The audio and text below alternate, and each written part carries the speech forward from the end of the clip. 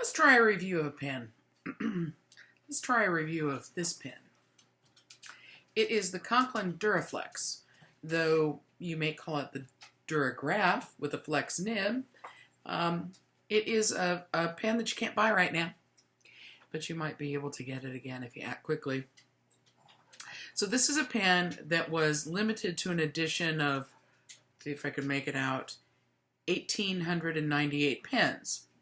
I have number 864. Don't think you're going to be able to see this, but we'll give it a shot. And it says here on the barrel, Duraflex. It says here on the band, Conklin Duragraph.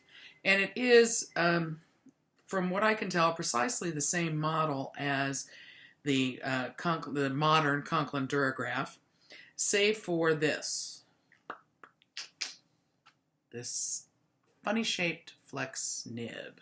I wonder if I give you a white background, that's going to be a little bit better for you to see. See the funny little wings? That allows the nib to flex so you can get some line variation. So here's the deal with this pen.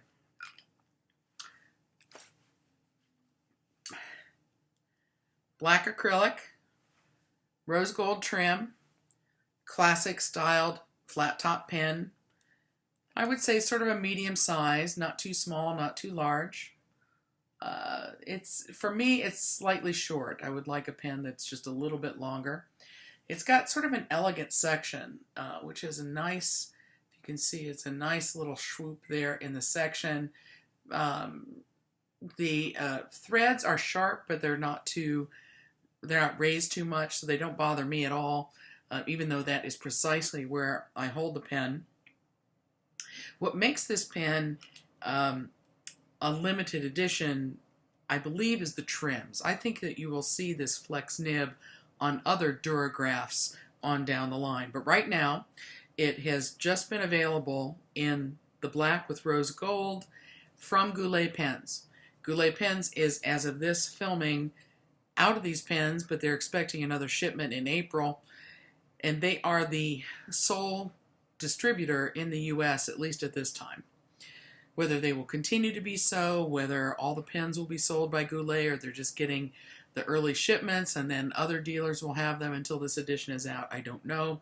Also, I've got no ins with anybody, so I'm just totally guessing at the fact that there will be other Duragraph pens, certainly other Conklin pens, with this nib, because why would you take all the time to develop this funky nib and then just put it on one pen, sell under 2,000 of them for a mere $60? I think MSRP was $85, $75, and Goulet sold them for $60. Fabulous deal. Now I got to tell you the truth. When I first got this pen, didn't like it so much. I'm not keen on black pens. I like color. I like lots of color. If I like a pen, let's say, for instance, Edison Morgan, that's a pen I like. I have several models because I like a lot of the acrylics. So if I find something I like and it has a lot of cool colors, I will buy more of them just for the colors. Black is not my thing. I have some black pens because I've got a Mont Blanc, and you kind of got to have a Mont Blanc in black if you're going to have a Mont Blanc. And I've got some vintage Watermans in ebonite, but that's pretty much it. I do not go for the black thing. I have to say, though, the black with this rose gold trim has kind of grown on me. Also, initially, I thought, I have vintage Watermans, so it takes a bit to impress me in a modern flex nib.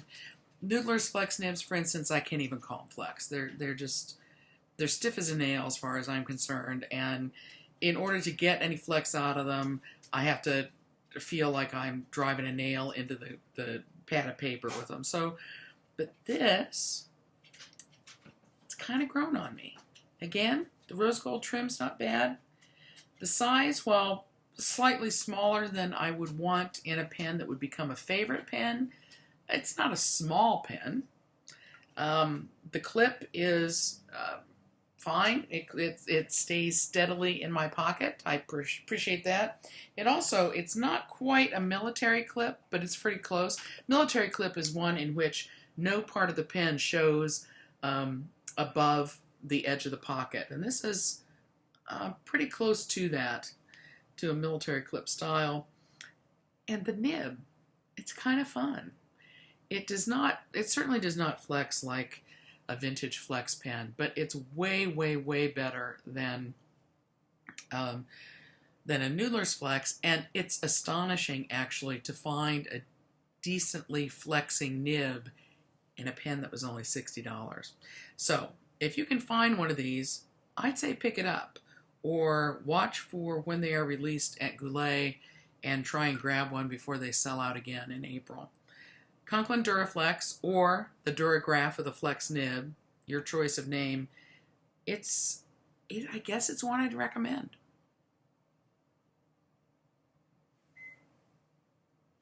Here's the top of it.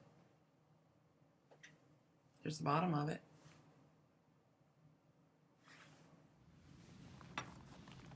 Okay. Conklin Duragraph.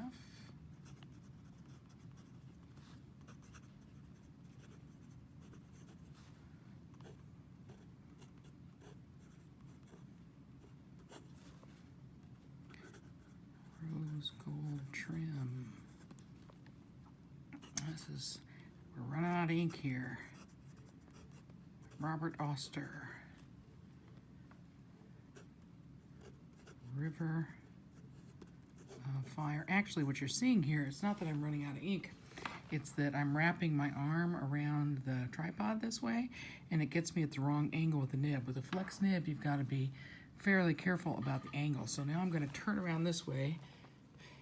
That's not going to work very well, but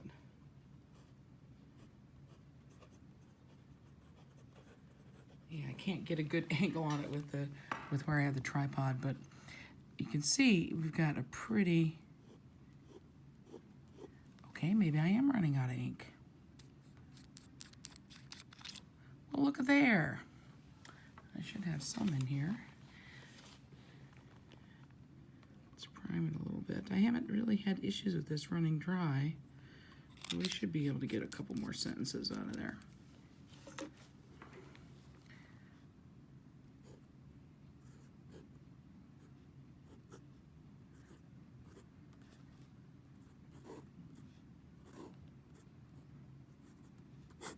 This is very, very wet writer. This ink is just gorgeous. This is Nemosine paper. And this pen, I'm not sure it's proper to say it's exclusive to Goulet. Goulet are the only people in the States who had it. They are now out of it.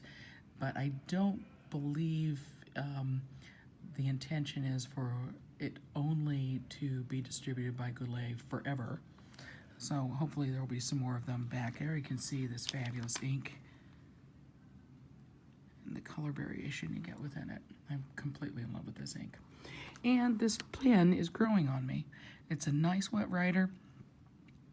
I don't love the amount of line variation that I get from it, but it is fun. And man, for what is it, $60 or $70 that I paid for it, it's a pretty great deal. So there we go. Can't get a good shot of the nib because it's black.